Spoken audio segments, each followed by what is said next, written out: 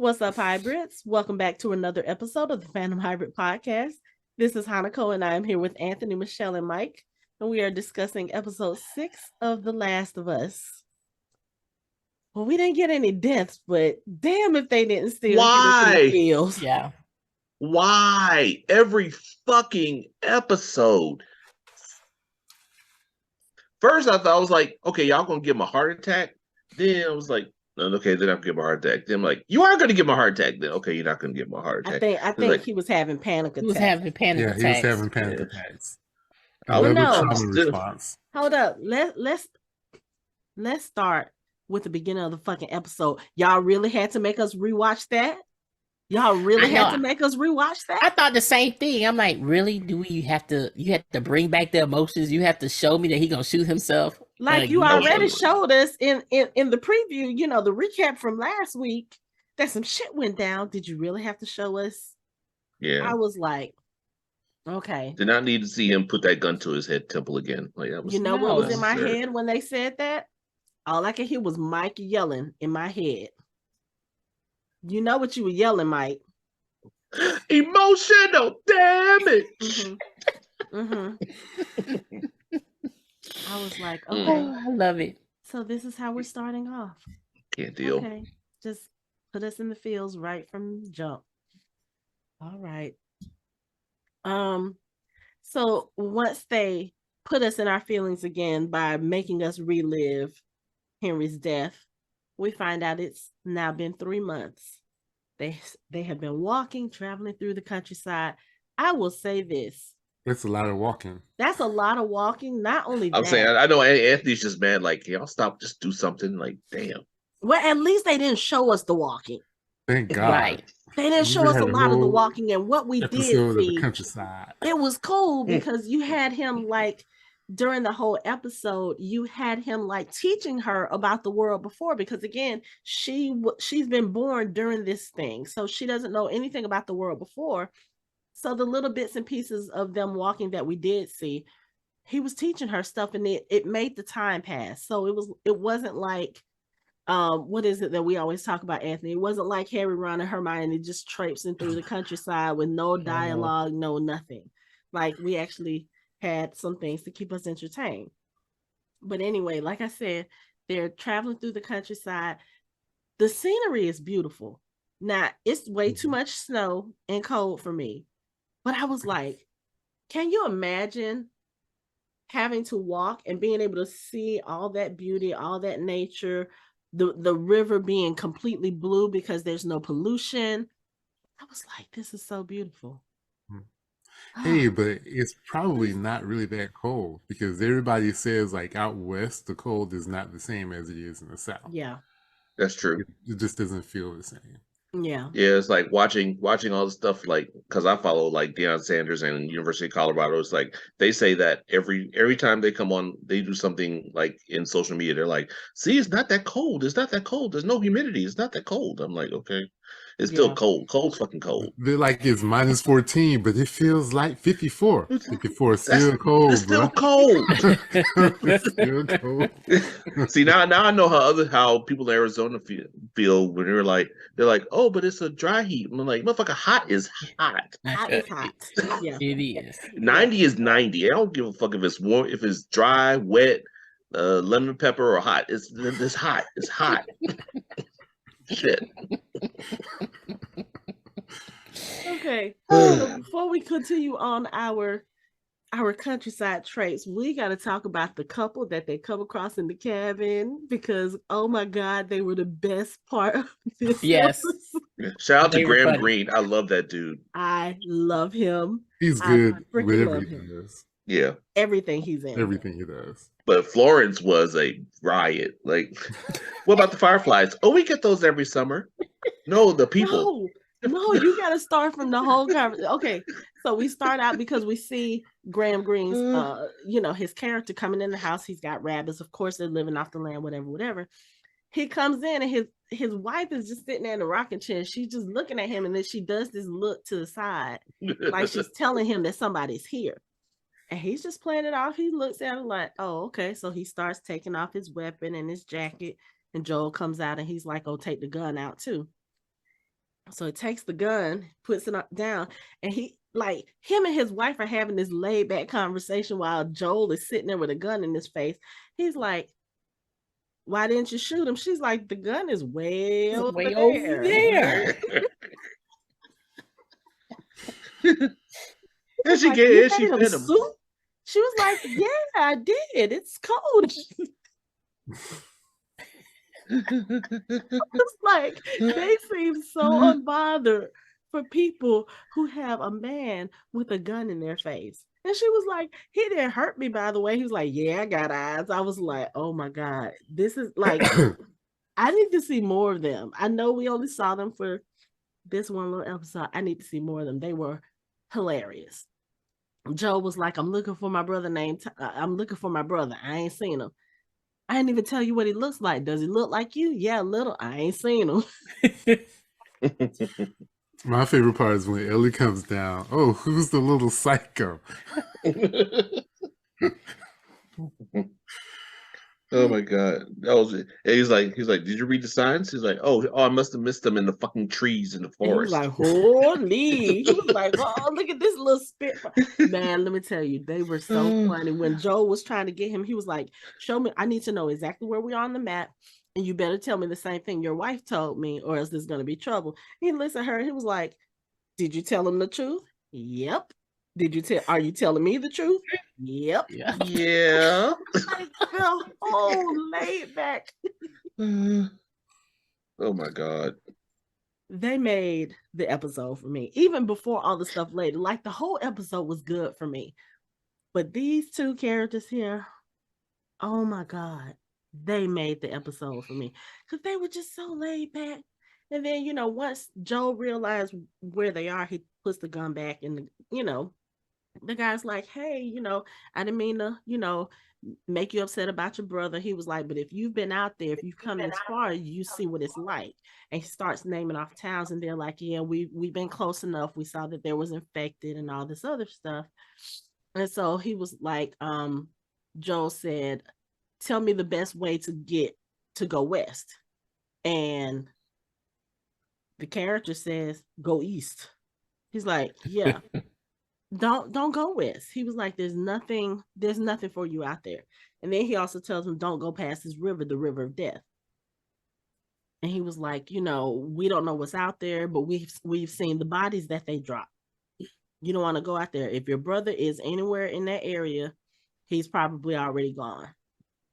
And then that's when Joel and Ellie, they leave the cabin, and Joel has the first of what we believe are panic attacks. And when they're telling him about the river of death, Ellie was like, "Y'all aren't going to scare us." And she was like, scared him. And the way he was looking, like, "You weren't supposed to realize that I was scared." And Ellie is looking at him kind of worried. And of course, you see that's going to be a pattern throughout the whole episode, because what we find out later on is that Joel, at this point, like we talked about when we first meet Joel's character, and even through the first, few episodes, Joel is a character that we don't want to fuck with. You want to cross him in an alley. You won't want to come across him in a dark street. And now that apparently has changed, because he and Ellie now have been on the road where this is probably 5-6 months at this point. She went from being cargo to being somebody he cared about. And now he's got something to lose.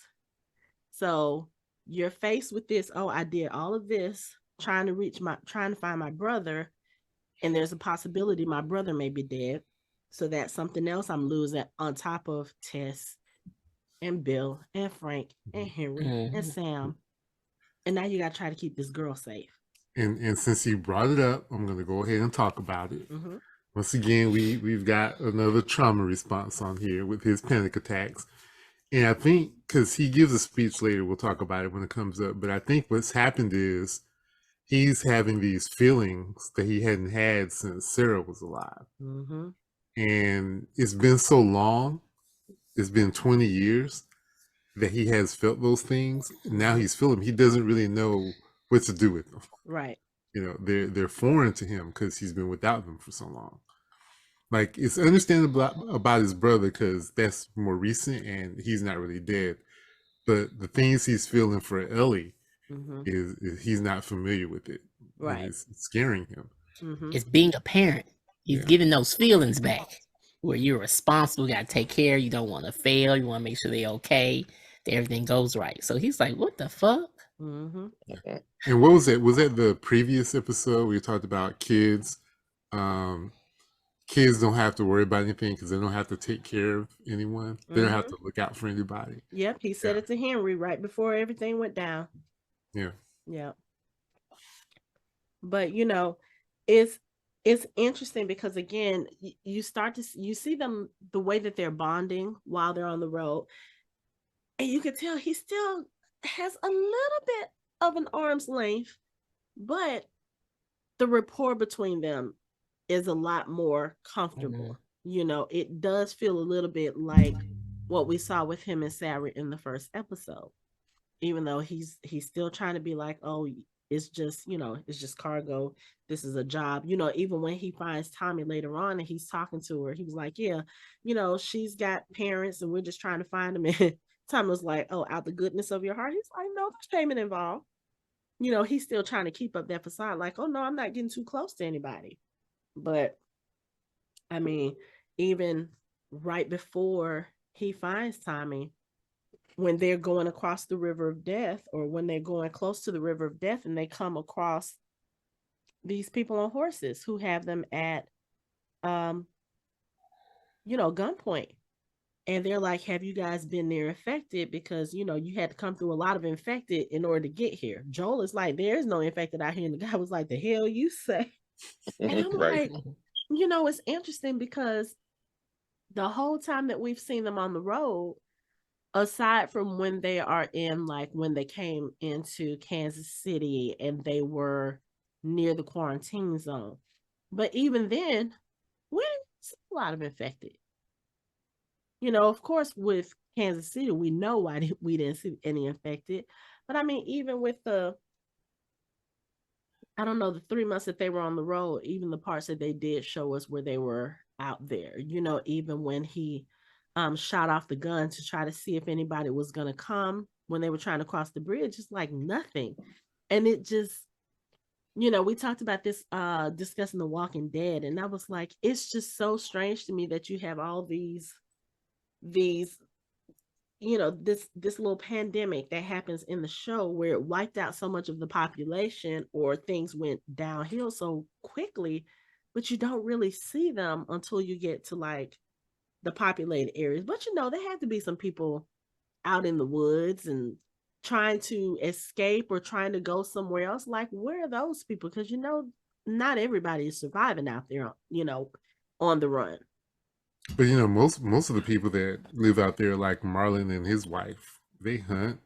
They're to themselves. They got everything they need out there. Yeah. Yeah. Plus he was out there way before all this shit started. He was like, I mean, he had forethought. Like, he was sick of people like 30 years ago. So he was like, fuck it. No, longer than that, because he told Joel, he said, we've been out here since before you were born. You have to remember, Joel is 56.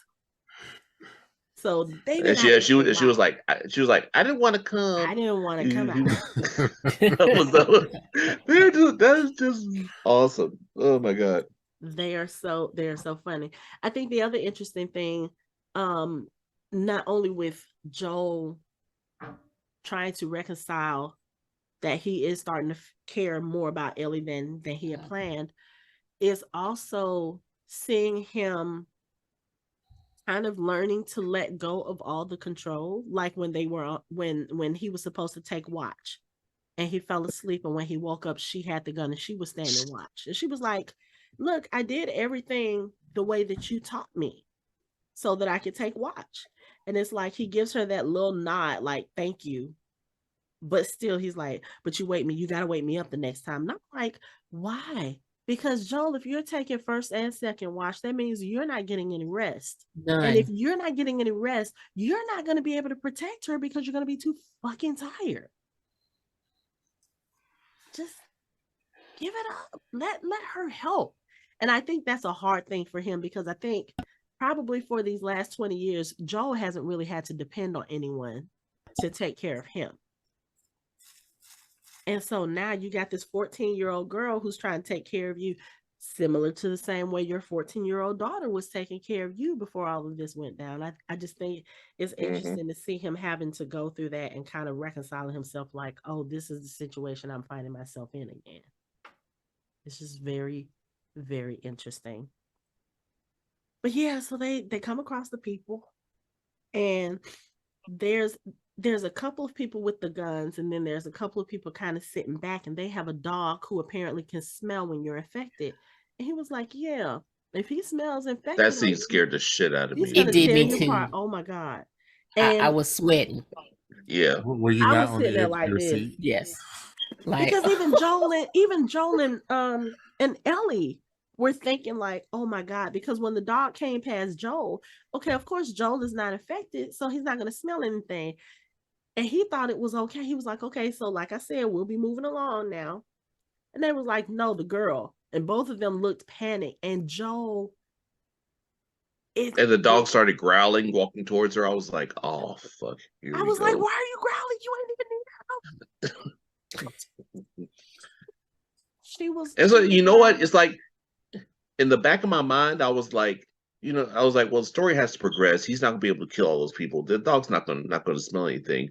But they did a good job of making it seem like the dog was gonna smell something when he was like growling, had his tail down and his head down, hunched down, walking towards her. I was like, oh God. And I was the like, fear on Joel's face, Joel was like, am I about to lose another child? Because that's what that look was. It wasn't, am I about to lose my cargo? He had this look like, am I about to lose another child? And there really wasn't anything he could do, because what was going to happen if he tried to go help her? They were going to shoot. They would have shot him. And then she probably would have died by default anyway, because they would have shot her afterwards. So I think him saying that he was looking for his brother is the thing that really saved them. Because of course, with Maria, when she comes up, when he says, I'm just out here looking for my brother. And I think that's why she kept looking at him like, why do I know him? Or she was looking at him like he looked familiar, And I mean, him and Tommy look similar enough, especially with the mustaches. I hate the mustaches. Well, I don't hate Pedro's. I don't like the one on Tommy. I don't like the porn stash on him, but it does kind of it makes them look a little more familiar, So when she says that, she was like, what's your name? And he says, Joel. Then of course you see them trotting into the town. Now hold up. This town, just out in the middle of nowhere. And there's Jackson Hole, Wyoming. They have everything. It's beautiful. They've got people there.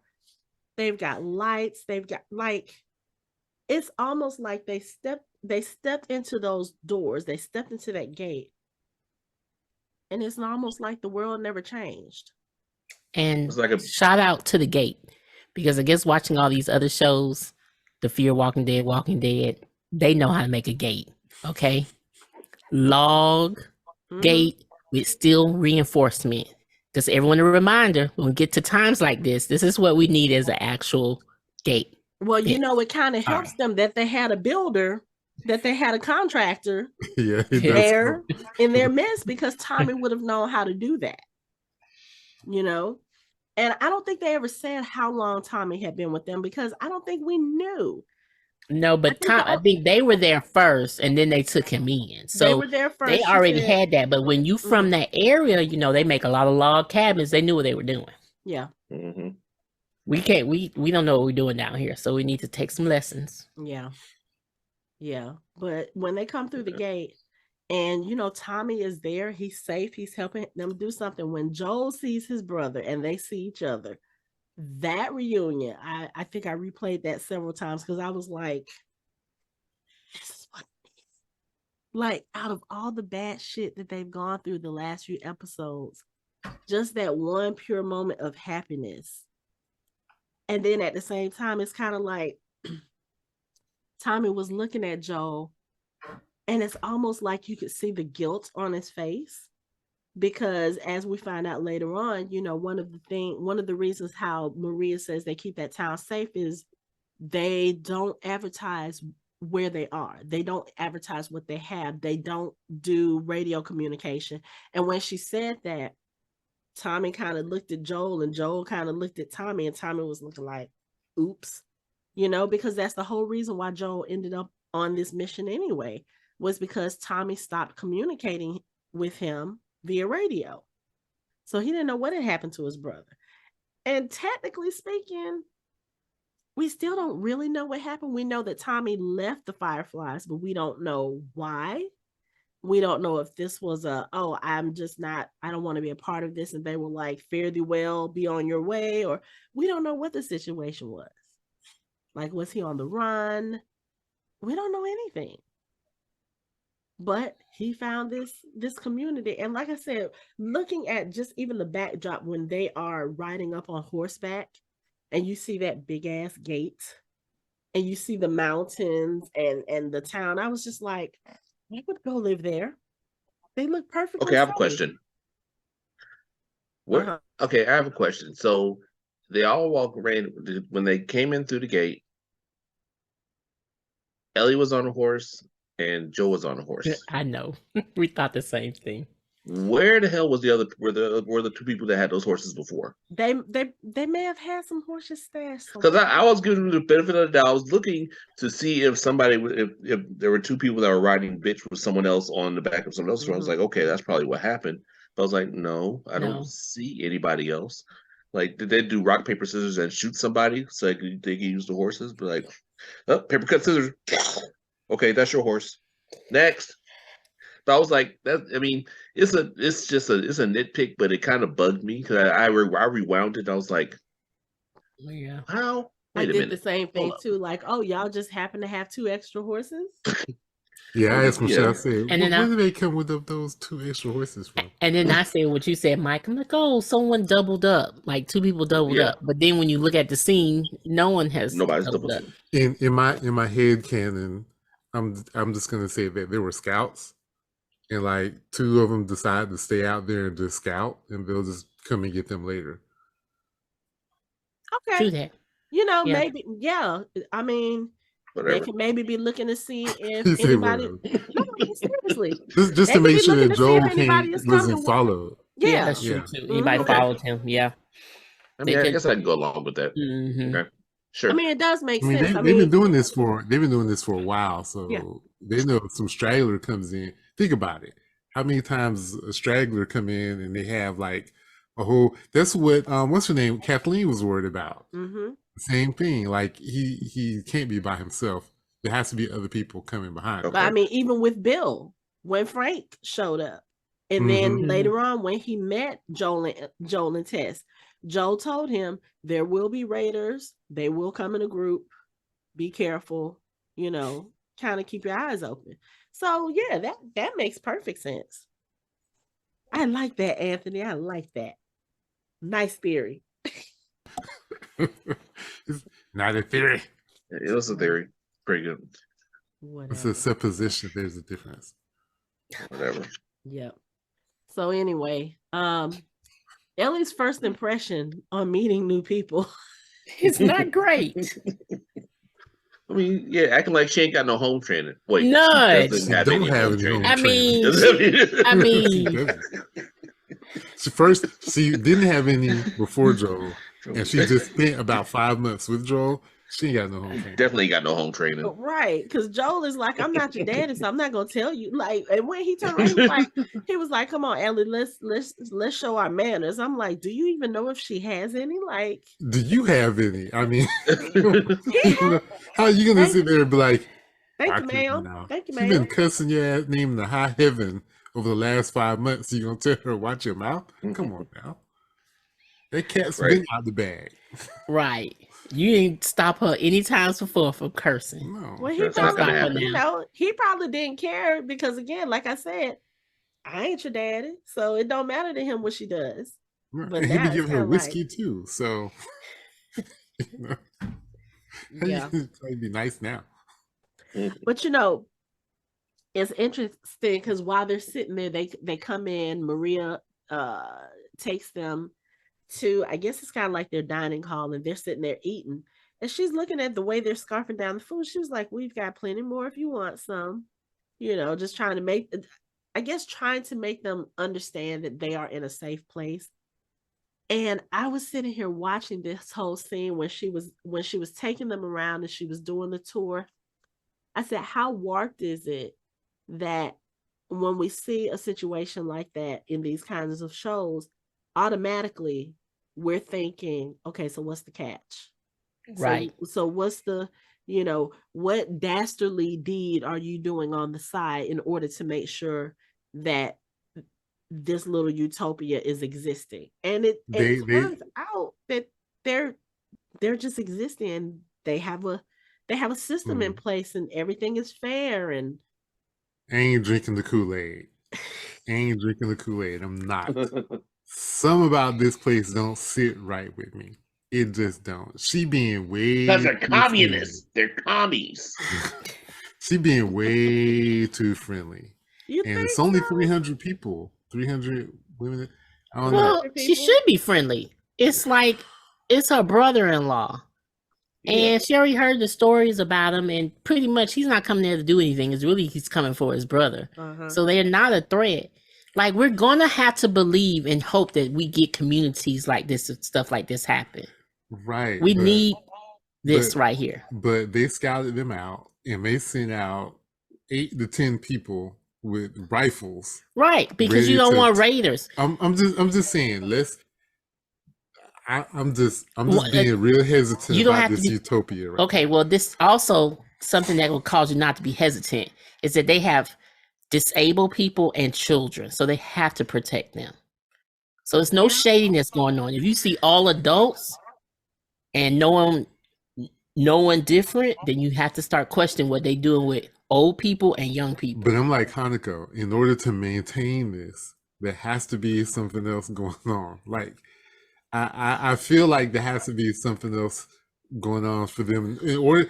Though all those dead bodies that turn up can't just be from other random people. No, it's from them. But I'm just saying. If it looks like you're gonna be a threat, people who tried them, like, right, you have a community, we're gonna kill you. You have a community. You have something good. You've worked to make this place as safe and as close to normal as possible. People, all I'm saying, right? You don't have a jail. You just shoot them. I'm not sold on this whole thing right here. Just yet. It's basically the whole show is about pessimism. It's called The Last of Us. It's basically a blown up version of Frank and Bill's place. It's like Frank and Bill's place times 300. It's like times 150. Okay, we'll see. There's gonna be some fractures in the armor. We'll see. And those people are shot and put by the river. Okay. Yeah, probably because I believe that because if you look at the conversation, like the conversation between Tommy and Joel during this episode, and just the things like Tommy left the Fireflies and he got away from Joel because he didn't want to do those types of things anymore. So I don't think it's far-fetched to think that, okay, he finds this community, he sees what they're about, and this is the type of community that speaks to him as far as, oh, I don't want to have to go out and just kill people just to make sure we're safe. Like he told Joel, there are other ways that we could have done that. We just weren't good at it. Maybe him being here showed him that, oh, okay, like Joel said, Tommy has a hero complex. Maybe him being in this place made him say, okay, you know what? I don't have to go out guns blazing and killing people in order to make sure that I'm taken care of and to make sure people stay safe. There are other ways to do this. And then, of course, you fall in love with somebody and now you're married, you have a baby on the way. He's probably like, yeah, I don't want to do that kind of stuff anymore. So why can't there be a place that inspires him to say, okay, you know what? I can stay here. He cut off contact with his brother. He had to have felt safe in order for him to do that, And one, he said, they have rules and I had to follow them. Mm-hmm. Because if not, you at the river. Yeah. Mm-hmm. So, that's probably the downfall is you break rules you may be leaving. Yeah. I mean, but that's what most of these communities, I mean, think about it with Walking Dead. Commonwealth was kind of similar, and Alpha's group was kind of similar. You didn't follow the rules, and there were you got to get out. But so he loved his brother, but his brother wasn't worth having to be out in those streets again. Right. Because there were no streets. It was just like a river that you get die by. Right. There ain't no streets. I'm just saying. I'm a reserved judgment. You're such a pessimist.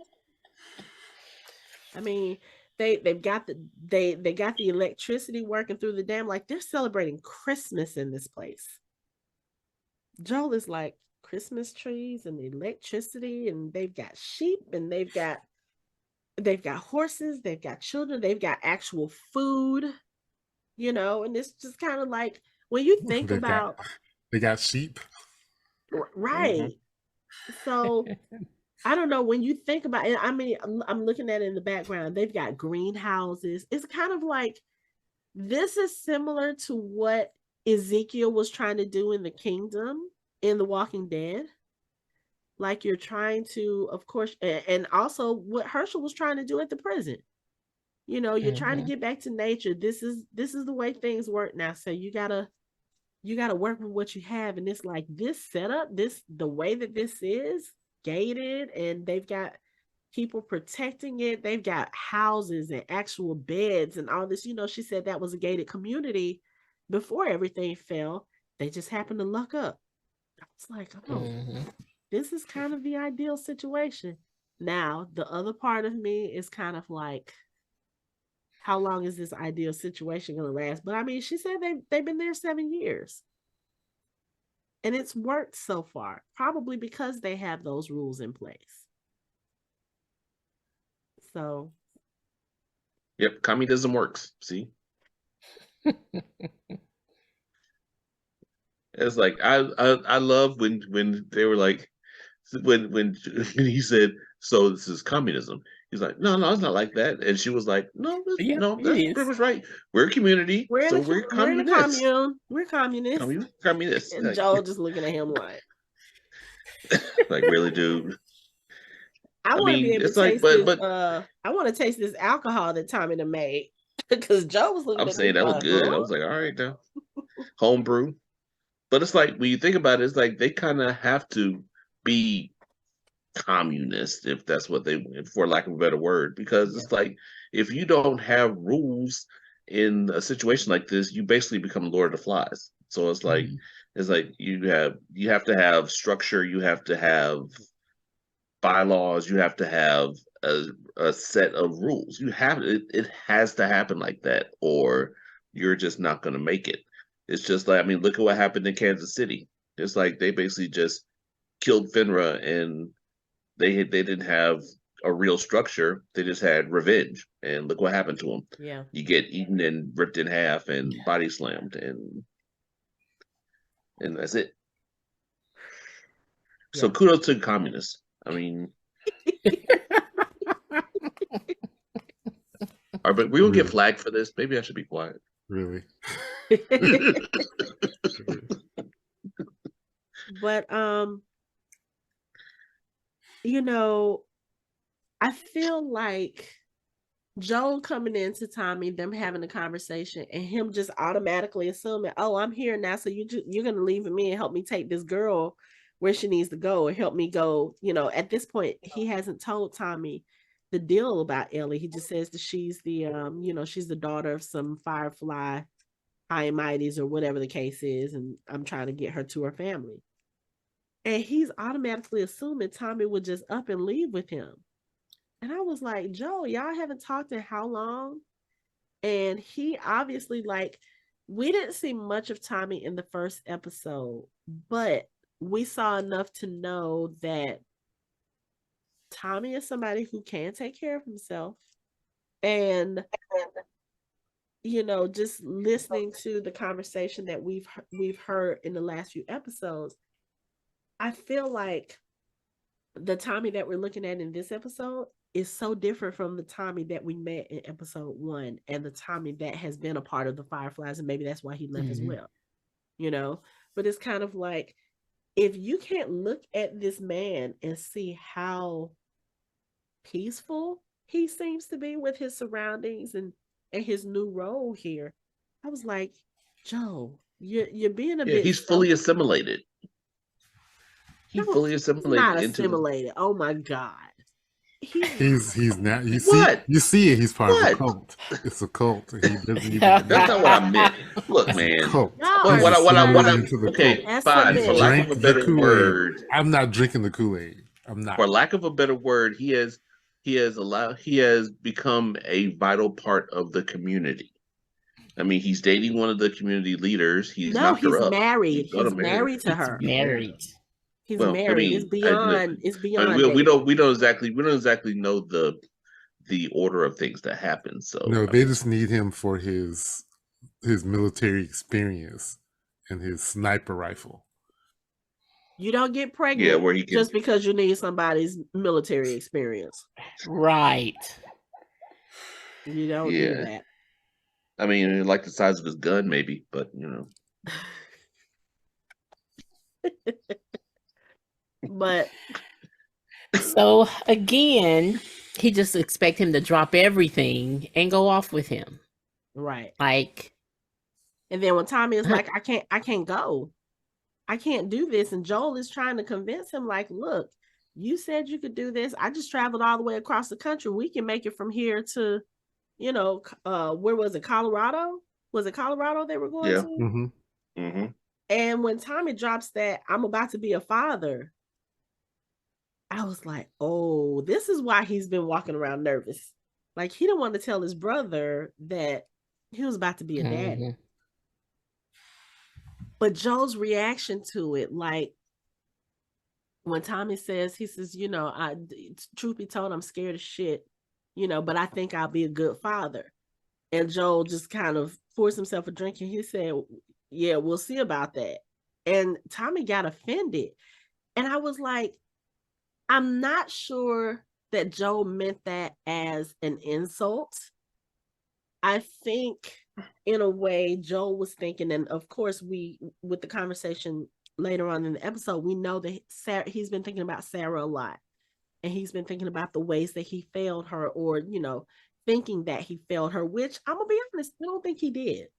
You know, he did his best to get her out of that situation. I mean, the way that the situation came down, like I said, from the time that it started in Jakarta to the time it hit the States, it was less than 48 hours. He did the best that he could under the circumstances. And I think that's probably what he was just trying to say. Like, yeah, you could be a good father all you can, but can you keep that child safe? And I think that, you know, like Tommy says later on, I know you're happy for me. It's just complicated for you. And I get that. And I'm sorry. Because what is it that Tommy says to him? He was like, look, just because life stopped for you doesn't mean it stopped for me.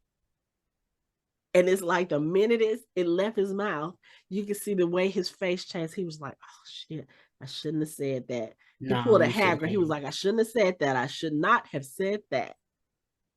And of course, you know, Joe gets pissed off and takes off. But it's like, I don't know. You could see how much love these brothers have for each other, but you could also see the complicated dynamic between them.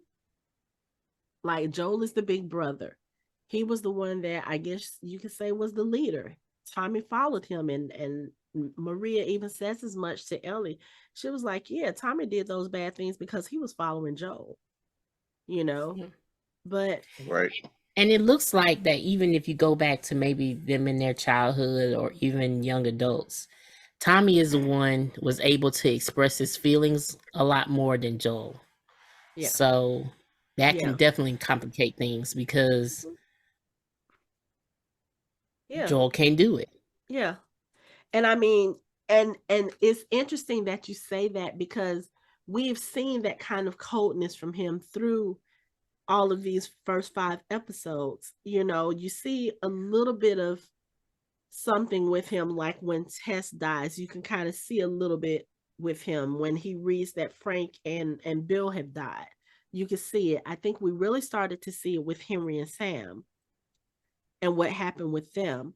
But then in this episode, like the whole conversation that he and Tommy had when Tommy came to find him, and he was telling Tommy about Ellie and how scared he was. He was like, I got to keep her safe.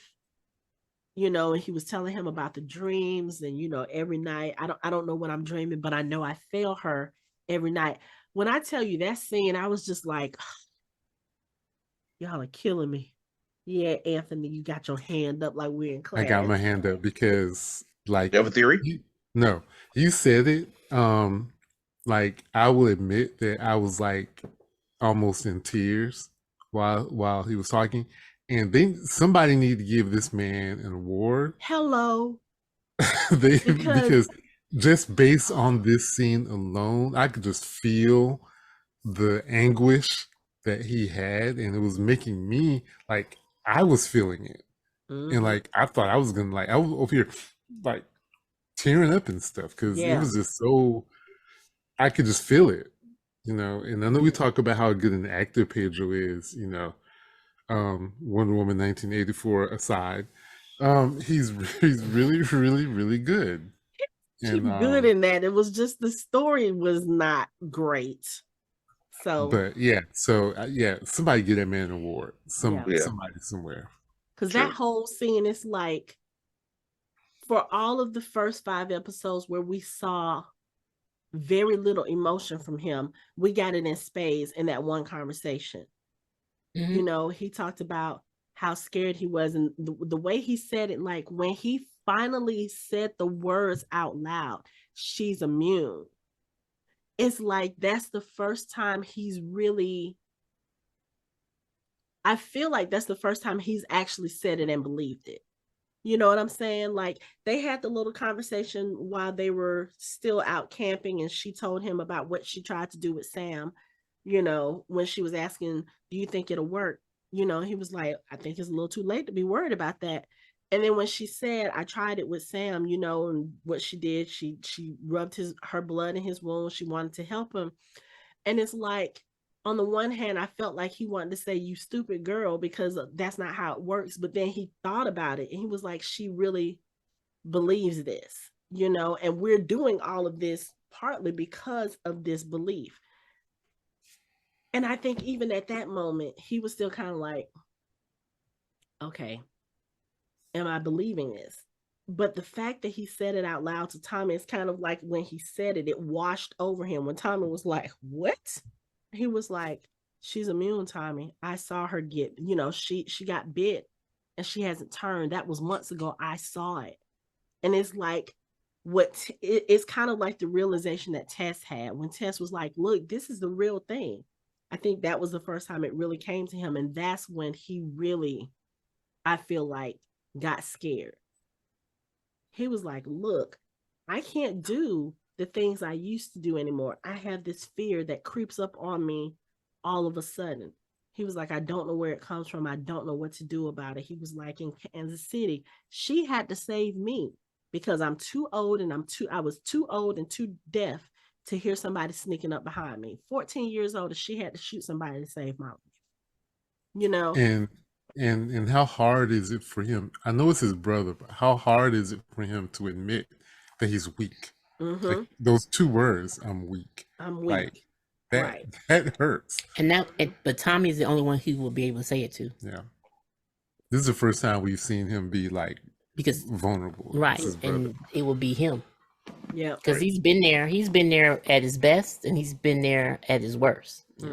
And Tommy's the only one person who truly knows him, his hurt, his past, his joy, his pain. And you had, the way that Tommy was looking at him when after this admission, he was like, you want me to take her? He was like, I think you're the only one that can keep her safe at this point. He was like, I'll get her killed. And not only can you imagine what that's like for Joel to have to admit that to his baby brother, can you imagine what it's like for Tommy to hear this from the older brother that he idolized, the older brother that he followed, for you to take somebody that you've looked up to your whole life and for them to say, yeah, I can't do this. You have to do it because I'm not worthy to do this. I'm not able to do this. That's got to be a hard thing to hear too. And you even see it, the way that he comes back when he agrees to take Ellie and he comes back into the little place. Oh, speaking of which, them having movie night, that was cool.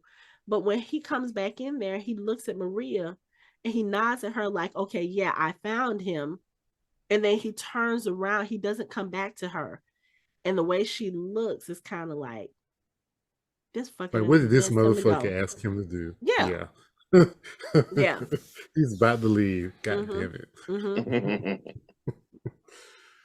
But that conversation afterwards, because Ellie at this point, she's walking around in the town and apparently she has stumbled on them having this conversation, or at least part of the conversation.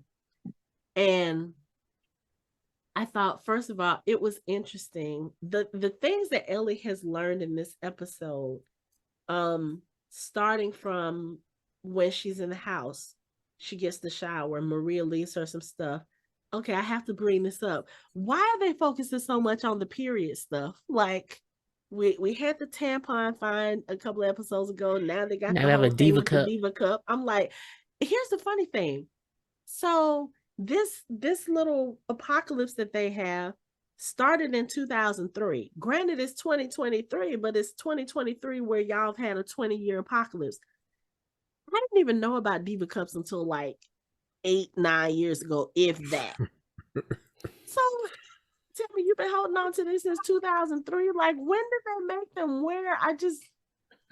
And why did we have to focus on that so much? Like, I'm really sitting here thinking, like, okay, so are they trying to tell us, like, are they trying to tell us something? Is it the period blood that's important? I think they just want to remind us that these are real people.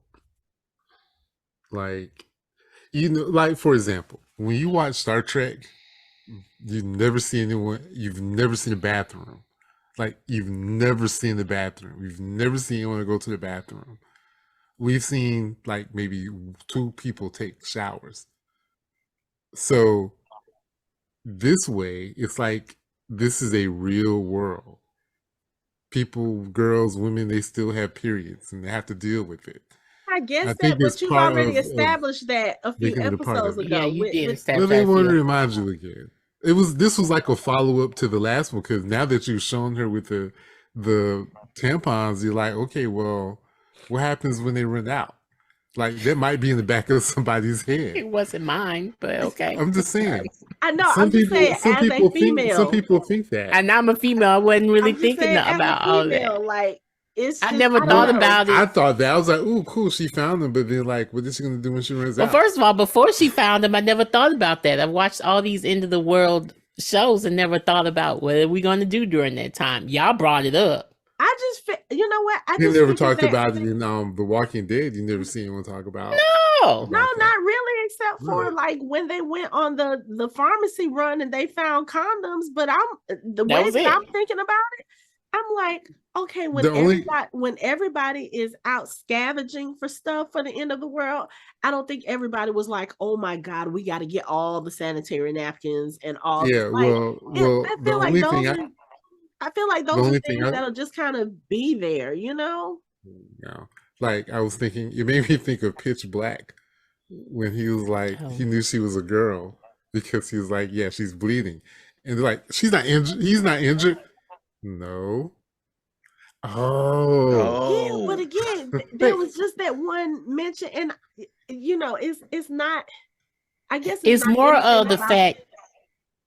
It's just more of the fact that we wasn't thinking about it and we stopped thinking about it, and now you brought it back up again. So, but thank you for highlighting this situation for us. Yeah, it's just being real sensitive to the plight and struggles of women during an apocalypse. Okay, well, let's find Maria some prenatal vitamins. Pop that up, then. Yeah, I mean, I guess it was just. I don't know. Maybe it is that self-discovery. Like, this is something Ellie has never seen, probably had never heard of, didn't know existed. And they're showing us her discovery of that, like they do with all the other stuff, like, you know, him giving her pointers about how football is played and stuff like that. Like, I understand it's one of those things where she's like, oh, she's learned about the world, but I'm just like, okay, that's 2 period mentions now. And like Michelle said, and like I said, I'm a female. I really don't. I wasn't thinking about it. I really don't need all of that. It wasn't on my list. You know what was on my list? How do we get those 2 horses? Explain that. But you have to explain the period. Okay. But anyway, coming off of that. So anyway, Ellie goes across the street to Maria and Tommy's house. And when she walks in, she looks over the fireplace and there's like some chalkboards with candles in front of it. And it's obviously 2 children with their birth and death dates. Now, the first time I was watching it, I didn't even see the one that said Sarah. I just saw the dates and I wasn't really paying attention to the names on it. Me neither. But then when Maria comes in, and I will say this, Maria is a bit chipper, and I don't know if that's a defense mechanism. Like, you know, like she said, maybe it's the mom in her, or maybe she's just like, okay, I don't know how to interact with this child with the grown ass mouth. Let me just, you know, overcompensate by being so nice. I don't know. Don't believe the hype.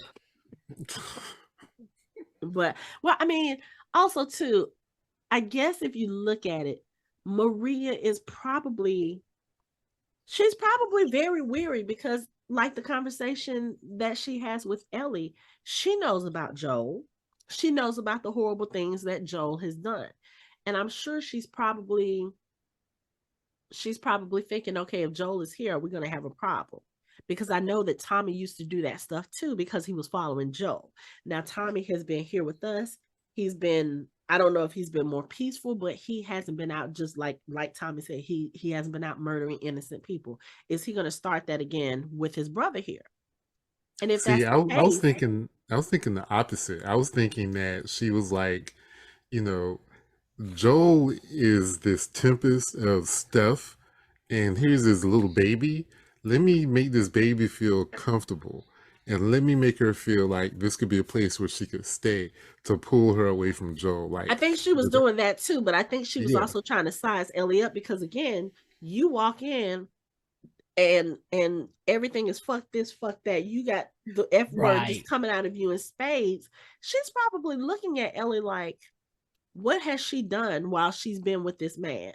Like, has she also had to kill? Has he had, like, she doesn't know anything about their dynamic or why they're together. She knows that that's not Joel's daughter. So she's probably looking like, okay, is he using her? Like, has Joel used her to, like, maybe get into another community? You know what I'm saying? Used her as, oh, I have a child. We need sanctuary. We need safety. And then come in and do whatever. She could very well be thinking that. And then, of course, we find out she used to be an assistant district attorney. So that's probably going through her mind. Like, the gears are turning like, oh, okay. Guilty until proven innocent. Because, again, all she knows of Joel is what Tommy has told her. I don't like that, because if I said that, you'd be like, yeah, you're thinking too much into it. No. I wouldn't say that. But because if you think about the way that the whole conversation, even when they're sitting eating, and they're talking about, you know, the place that she said something, they were talking about the 2, I can't think of what their names were at the beginning. And Ellie was like, well, you got two 90-something-year-olds shit their pants about your reputation. And then Tommy says, well, you know, people's reputation doesn't always, you know, tell what they're about, or something to that nature. And Maria just kind of looks at Joel, and she's like, sometimes though those reputations are earned. And the way she's looking at him, that's when Joel was like, excuse me, I think we need to have you know, can we just talk family to family? And that's when he finds out that they're married. But I think she's just suspicious. It doesn't necessarily have to be because he's a stranger, but she's heard what Tommy has said, and Tommy probably told her everything probably never thinking that Joel would come across the country looking for him. Yeah, but Ellie raises a good point. It's like Tommy did those things too. She does. And like Maria yeah, said, he was following Joel, yeah, but he still did those things. he still those things. And if Tommy can change, Joel could change too. But again, she's only known Joel at this point for maybe a couple of hours. So Right. she doesn't really know anything about him except for what she's heard. Yeah, so I just think she's being cautious, you know, but I think I don't know. Because on the one hand, we could say she's being unfair by judging him based on what she's heard. Because, I mean, let's be honest. Tommy could have been telling her all these bad things about Joel, deflecting. You know, it could have been Tommy who was the leader of all that stuff. It could have been Tommy who was like, yeah, let's go and do this and kill these people, whatever. That could have easily been the case. Yeah, but we know that's not true. I know. I'm just saying. I'm playing devil's advocate. It's like what Joel said. They were doing those things to survive. She was trying to protect and take care of Tommy. And if you think about it, after what happened with Sarah, Joel probably had no patience for nothing. He was like, that's my brother. That's the only family I have left, and I need to keep him alive by any means necessary. If that means I gotta kill a whole bunch of y'all motherfuckers, fuck you. And he kept Tommy close. So of course Tommy was participating in all that stuff because he needed to make sure he could get his hands on him and keep his eyes on him. Make sure nothing happened to him. Yeah. And no questions were asked. Like if someone looked like they was threatening Tommy, they were probably dead before they knew it. Yeah, you're right. They probably were. But when Joel goes back to the house and Ellie is in the room, first of all, I love the fact that she was reading whoever the little girl who used to live in that house had a diary, and she was like, is this really the kind of things that they used to worry about? Like malls and what shirt goes with what skirts and boys.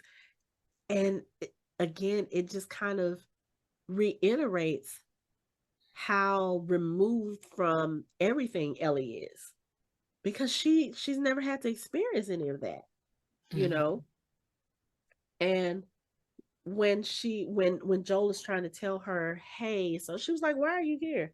If you're gonna ditch me, just ditch me, you know. And she's mad. She's already heard the conversation, but also, you know, during that conversation earlier with Maria, that's when she finds out about Sarah. She was like, oh, that explains him so much.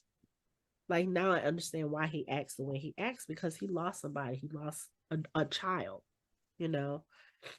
And when he's trying to tell her, look, he was like, what did you hear? She was like, you got to take her. I can't take her. She only heard the tail end of the conversation. She didn't hear all the other stuff that he admitted to his brother about being scared that he was going to get her killed, about wanting to protect her, about being frozen scared when the dog was coming after her because he thought she was going to be ripped apart. And the pain that he had in his voice when he said that, he was like, there was nothing I could do when I thought she was going to be ripped apart. I was like, Ellie, this is what you need to hear, you know. But of course she didn't hear that. She just heard he's getting rid of her. And what is it that she said? She said, if you think it's better for me, she said it's not. She said the only thing that is going to do is make me more scared. And why wouldn't it? Yeah, right. That's your brother. You know him. You trust him. But Ellie has spent months now breaking down this wall that she has to get to a point where she trusts you with her life. Right. And I know that you're determined because you told me you're determined. I've seen you in action. I know I can survive with you. So yeah, Tommy has no, like, what motivation does Tommy have? Right.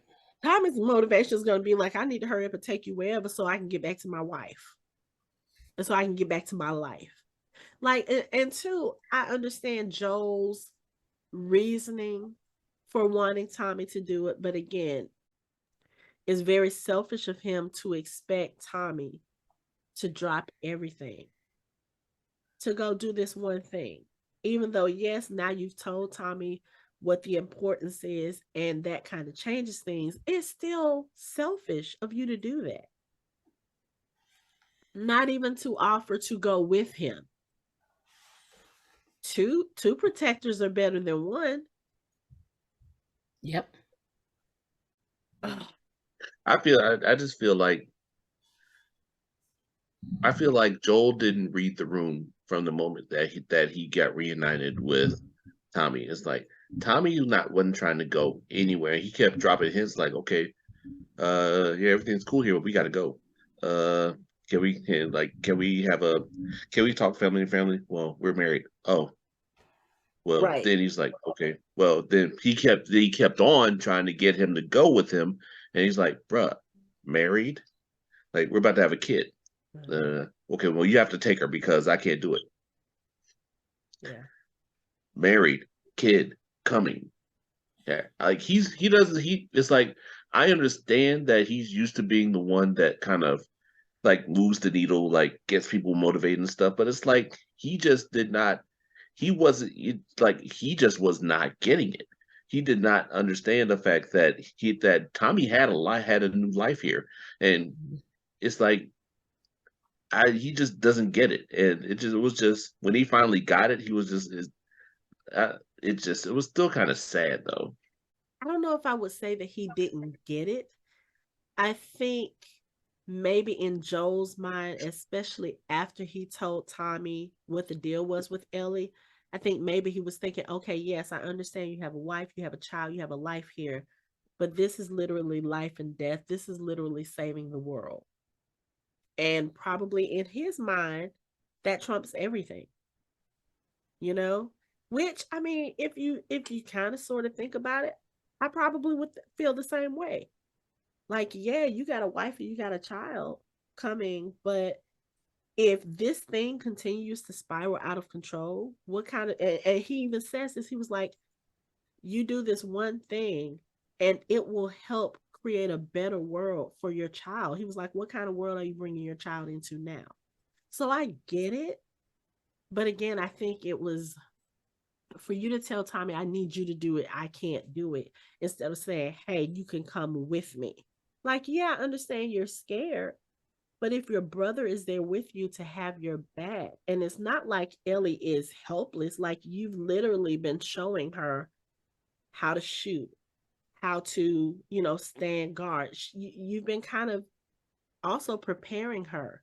So, like I said, I just felt like it would have been better if they had gone together. And then what was Joel gonna do? Well, I know he said Well, he was planning to steal a horse and he was gonna leave. But you really yeah, think Maria was gonna let him leave? Like, my husband just left to go finish your job, and you think I'm just gonna let you walk up out of here and no explanation, no nothing? Because he told Tommy, you can't tell Maria.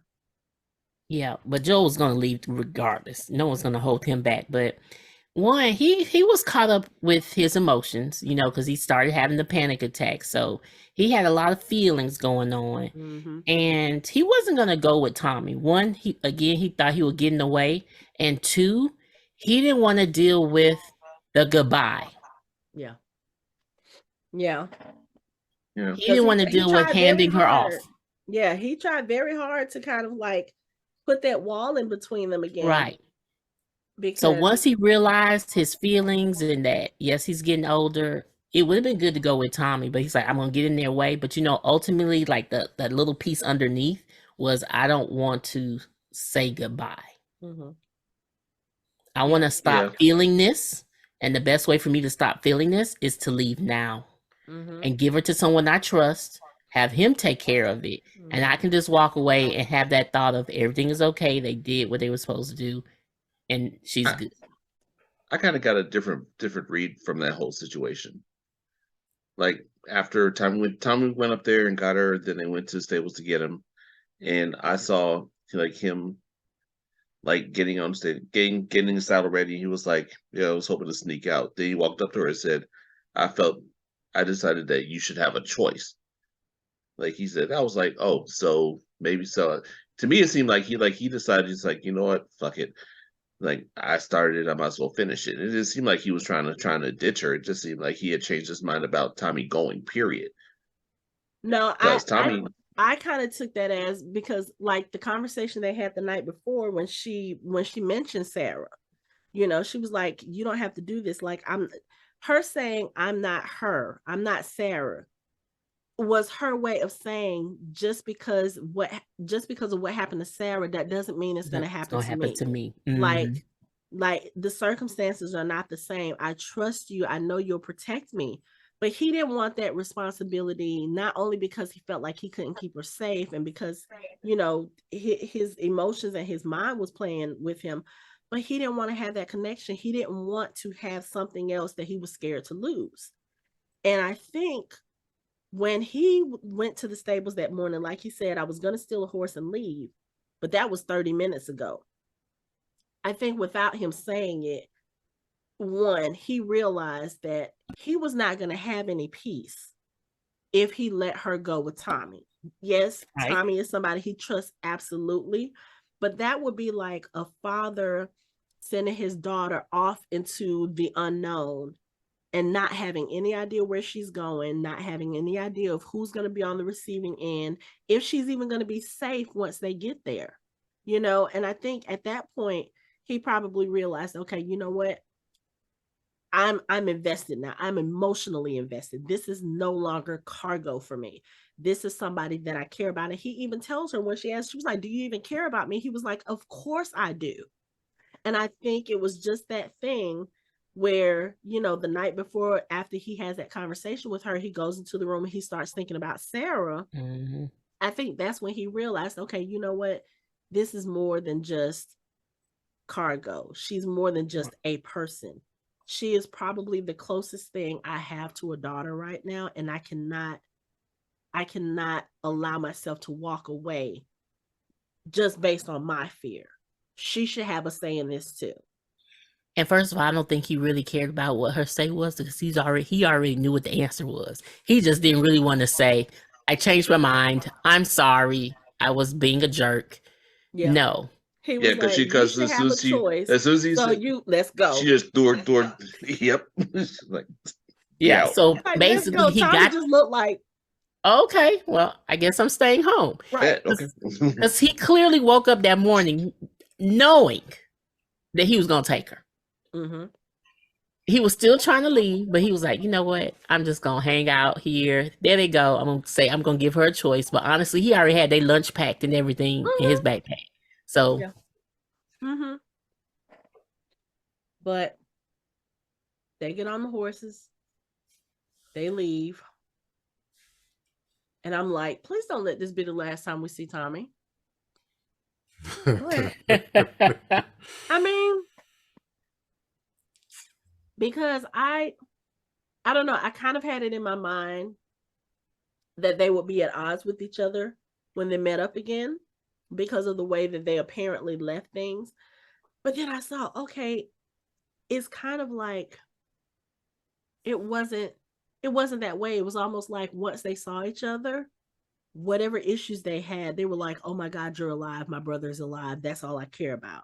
Because even when Joel was telling Tommy, you know, those things that you judged me for, I did those to keep us alive. And Tommy was like, we both did those things. I don't judge you for that.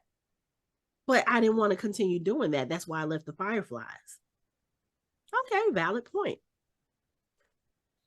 But yeah, I hope that's not the last we see of Tommy. But anyway, so they get on the horses. They go on this, you know, stretch. They're trying to find this college campus. And like I said, I love the conversations that they're having as they're on the road. Like with her trying to learn how to whistle, you know, that was cute. Him teaching her about football and just about and then shooting too. Right.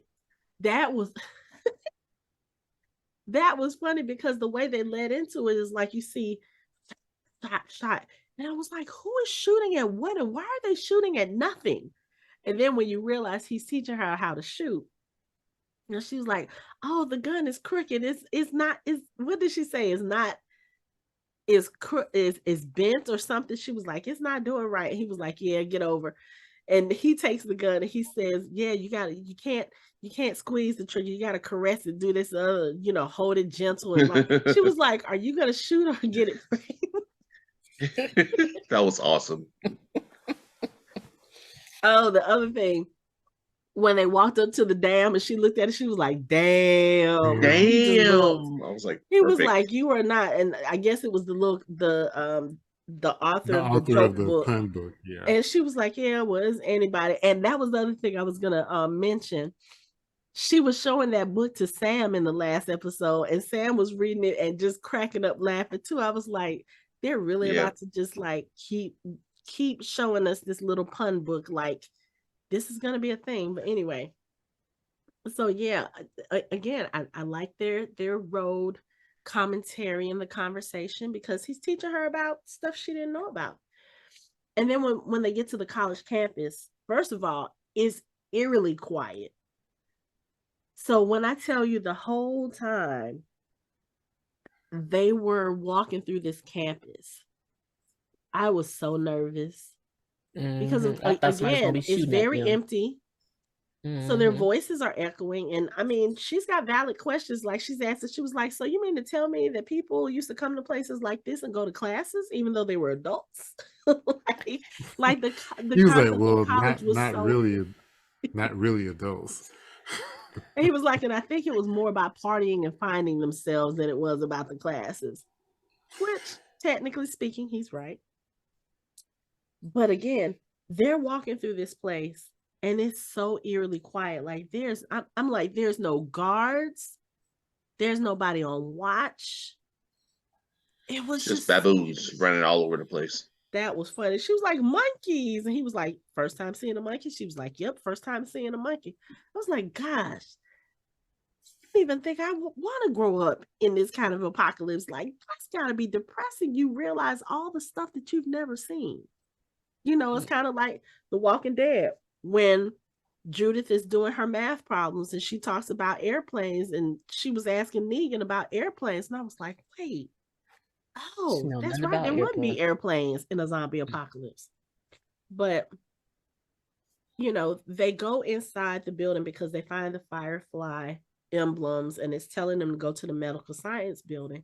Well, when they get inside the medical science building, it's obviously been cleaned out. And I was like, did they get overrun? But again, they're in there, they're making noise, they're talking, and nothing is coming.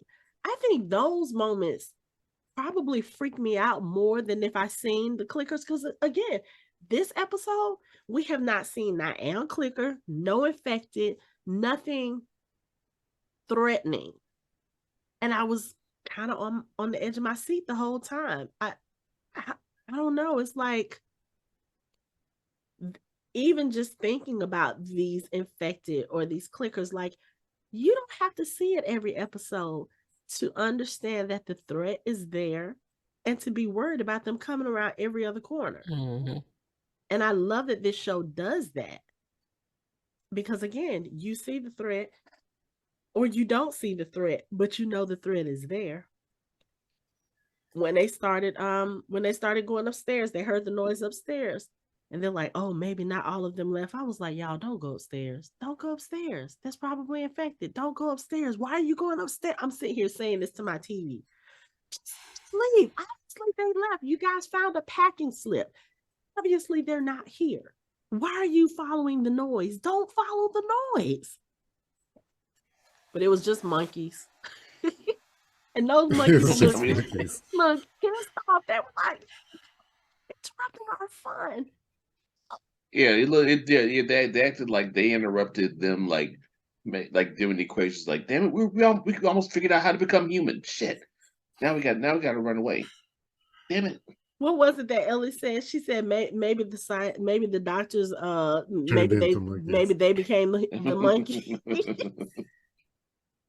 I was like, that would be funny considering, you know, they're always saying that we evolved from monkeys, you know, from apes and stuff like that. So, did we devolve? Is that what the cordyceps are doing? No, I'm just joking.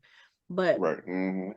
While they're up there in that room, they hear some voices downstairs. And of course, I guess these are supposed to be some raiders. But I'm like, it's 4 of y'all. Y'all are carrying around baseball bats and sticks. Like, how dangerous can y'all really be? But then I started thinking, I was like, okay, maybe this is the reason why they evacuated that center. Maybe they kept having raiders or kept having people come in and they were like, okay, you know what? This is too dangerous. We need to go find somewhere else to hide.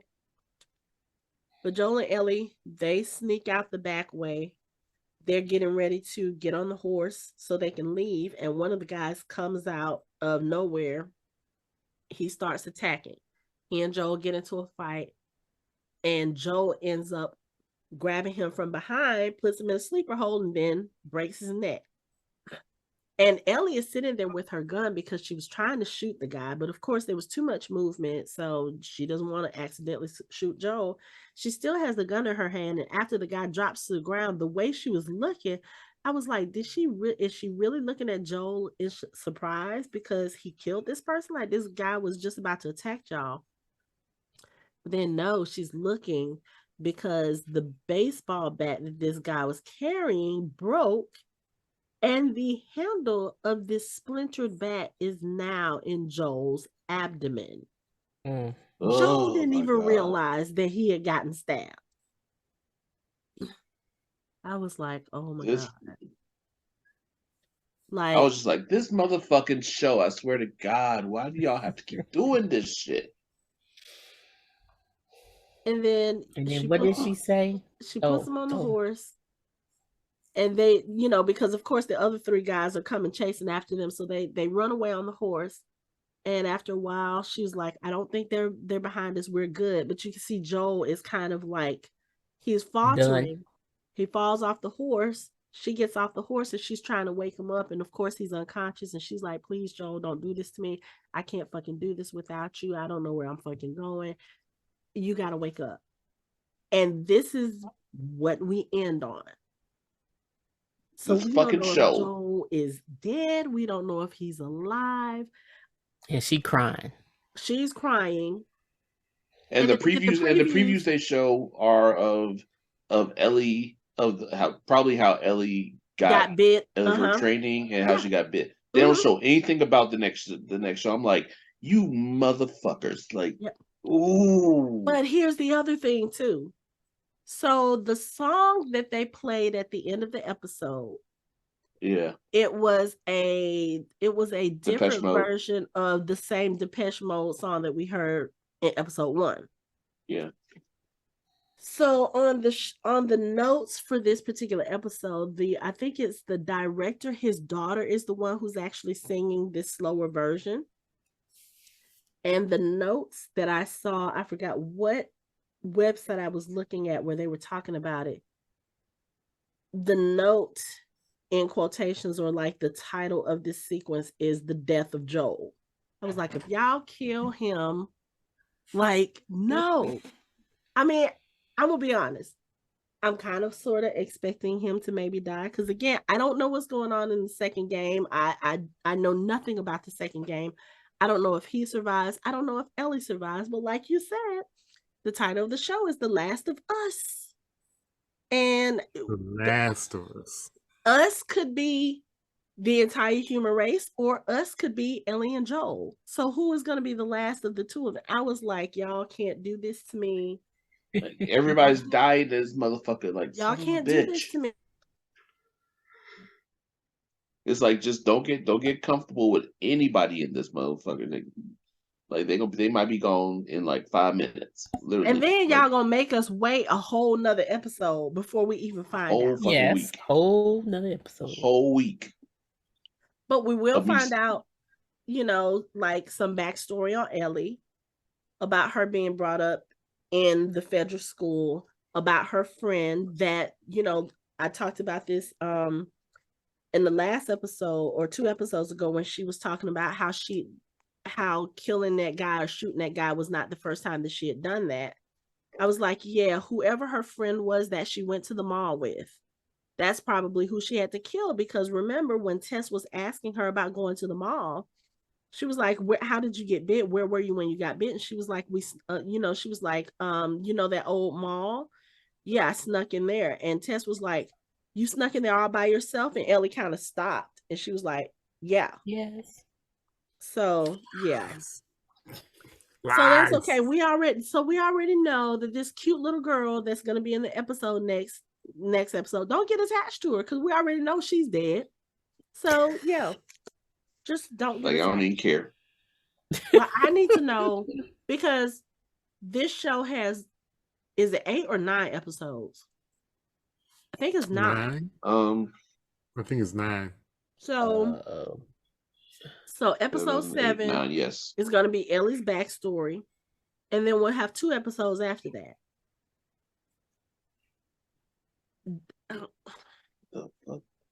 Joe better not be dead. I mean, granted, his injury, I don't know if I could see how he would be alive. Because there's got to be some splinters in there. There's got to be some wood pieces in his abdomen. Like maybe if that's a good made if it's a high quality, it's a high quality baseball bat, it should be fine. And so we should be more worried Kentucky about hickory right there. Yeah. So I think he will be alive because we still our mission is to get her to the Fireflies and to get her to where you tell that she's immune. So he has to still be there. One thing I want to point out in this episode, they had hope because they talked about what their future would be. However, I really want them to think, because as a scientist inside, there is no way in the world when he turns Ellie in that she will have a future. I'm sorry. She's secure. So we're literally going to keep her like strapped to a table, and we have to study her to a point where we're going to end up killing her because we need to study that brain. So I just want them to realize that when you turn her in, it's just not going to be a happy ending. Yeah. She's not going to she may save the world, but she's going to have to die in the process. I'm just saying. Yeah, I'm kind of worried about that too. And I thought that as they were talking about their future, and I'm thinking, honey, you don't have a future. You should know that. You're the cure. So yeah, your ass got to go to save others. I don't know how that's gonna work though. Because if that's the case, and if Joel starts to see that may be the case, Joel may be like, fuck that shit. Let's go. We're not doing this. What we not gonna do? So, I don't know. Yeah, but we'll be all right. We'll go back to Jackson. We lasted this long. We'll be okay. Maybe there might be some more people in the human race that need to go because they're dangerous or what. I don't know. Yeah, maybe we'll find another cure and turn them in. Joe better not be dead. There literally could be more people like her. They just have never been bitten. Yeah, there probably is. She's not the only one. She's not the only one. But it's kind of like, I don't know. Because someone could be like, man, I did eat a piece of cake on that day. Right. I was fine. But they may not realize there are more people like her than just her. Or they could have had an off-brand cake from the right factory. I'm just saying. But I think probability would say that she's not the only one. Not the only one. Yeah. But refresh my memory, because I can't think of it right now. How was it that Marlene realized that Ellie was immune? Did they ever say? I don't think they ever said. They said she didn't turn. Yeah, they didn't say. But how would she have known that she got bit? They probably found her like when she come. Eventually, she had. I guess we'll find that out next week. Yeah. I mean, she came out of the mall. Her arm was bleeding. They were like, "Oh, all right, lock her up. We'll see what happens." But see, even with that, because when the little kid came through the gates and he had his wound, they didn't even wait to see what was going to happen with him. They immediately gave him that shot that killed him. Mm-hmm. So you don't think they would have done that to Ellie too? Well, I mean, maybe they didn't find her until like after the time that she should have turned. Like they go in there and be like, "Wait, where were you?" Like, "I was there." Like, "How long were you there?" Like 3 weeks, like 2 or 3 weeks. They're like, wait, she got bit in her arm 3 weeks ago. She should have turned by now. Why hasn't she turned? And Yeah, look I at guess it. maybe we will see that the tail end of that in next week's episode, and they'll tell us how it was determined that she's immune. Mm-hmm. Because you gotta think, if that happened with somebody else, and if somebody else is immune, we may not even know it depending on who found them. Because let's say Maria's people had found Ellie beforehand. Let's say Bill had found Ellie beforehand without Joel. He would have seen her shot. I mean, he would have seen her bit, and they probably would have shot her immediately. Like, yeah, we're not going to do this. Let's go on and put this child out of her misery. So, I don't know. Luck of the draw. Maybe that Marlene was the one who figured out, like, oh, she's not turning. Oh, let's see. And then of course, when we first met Marlene's group, they were going in and testing Ellie every day. Count backwards from 10. Do this, move your arm. I mean, they were doing all these different things to see whether she was still hurt. But I don't know. Like I said, I guess we'll find this out next week. But I am not going to be happy that we have to wait to see what's going to happen to Joe, because they're not going to show us anything until episode 8. If this episode that's coming up is all about Ellie and how they're not going to tell us. They're not going to tell us. It means we got to suffer, which I think they like for us to do. Because it's just been I can't say it like it's just been emotional damage, just emotional damage after episode. And it's so funny to me that Mike says it like that, because I have a son named Michael, and he does the same thing. He walks around and says the phrase, and I'm like, is it a Michael thing? Like, do y'all really like?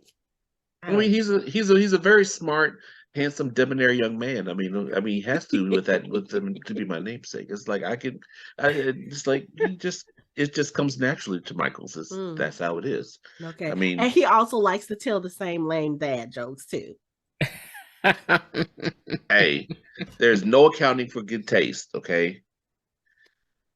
Oh. The kids going far. I tell you, far. Kids got a future. But I swear to God, I'm afraid to see what's gonna happen like next. It's like, I mean, they only got 2 more episodes to play with our emotions. Everyone. I'm not ready for Joel to die. Like I said, I'm thoroughly expecting it. I'm just not ready for it to happen. I think I actually might be disappointed if he doesn't die. Well, I mean, I might be like, really? Even if he doesn't die in this season, there's always the second season. Yeah. Because got plenty of the time to kill him. Yeah. There's only 2 games, and they have already said, the creators and the showrunners have already said, they are not going past where the story is in the game. So wherever the story ends in the game, that's where the show is going to end. Now, I don't know if they're going to try to stretch that into an additional season, so it's 3 seasons, or if they're just going to keep it at 2. But like I said, if he doesn't die in this season, that doesn't necessarily mean he won't die next season.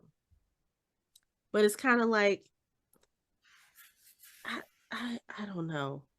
This is one of those shows where I feel like that is going to be one of the end results, because it's kind of like, I don't know, how can you not?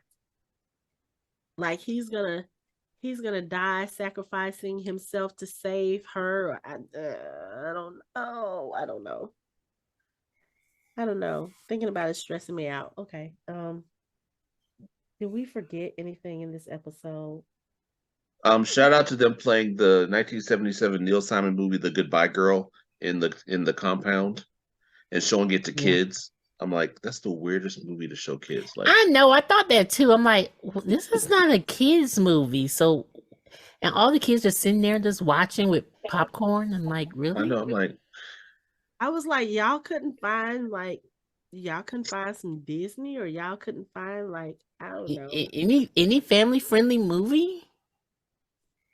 Y'all can find the Incredibles or anything Mulan or something. The Lion King, like something.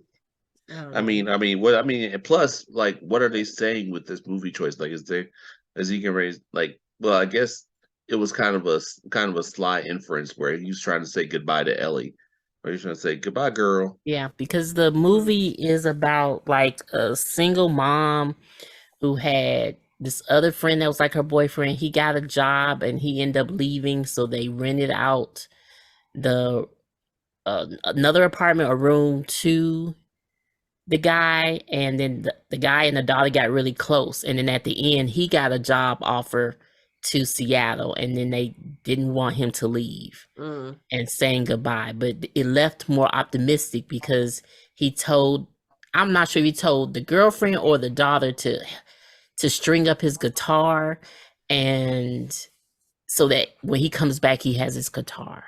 Oh, okay. Huh. Right. I think that was it. Yeah. So saying goodbye and having that relationship. But again, to give us that point, can you like show up? Yeah, you're right. Like maybe a HBO Max movie that was a little bit more similar to that was kid friendly. Yeah. Instead of an adult themed movie about relationships with the children. Yeah. Because I'm sure even though you guys look like you're self-sustaining, you're growing food and all this other stuff, I'm sure there's some scavenging going around.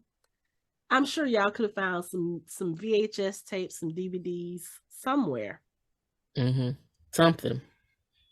That would shout out to them lucking up and getting a very nice, being able to stay in a very nice house across from their brother and his sister-in-law.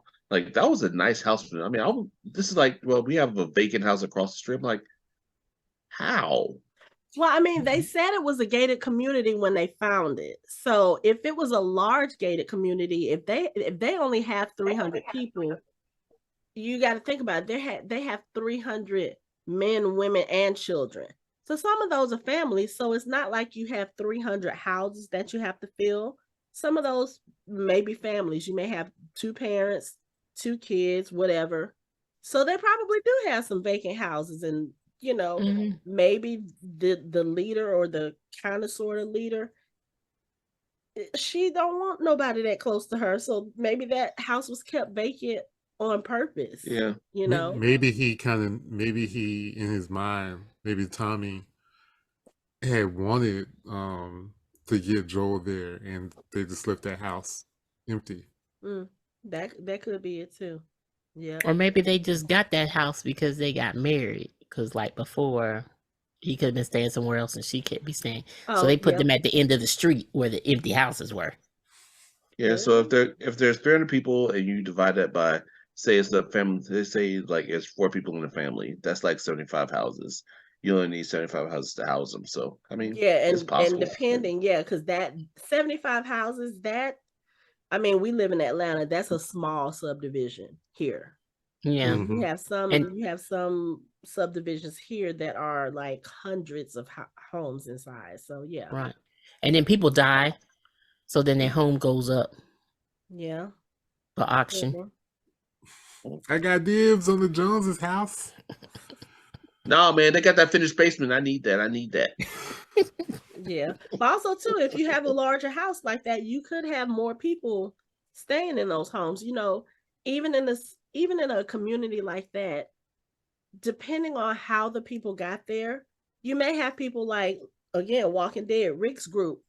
They had their pick of houses for they were given 2 houses when they got to Alexandria, but they were also used to being around each other and being with each other, that they felt safer all crammed in one house, because they were like, no, this is our family, we're not going to be separated.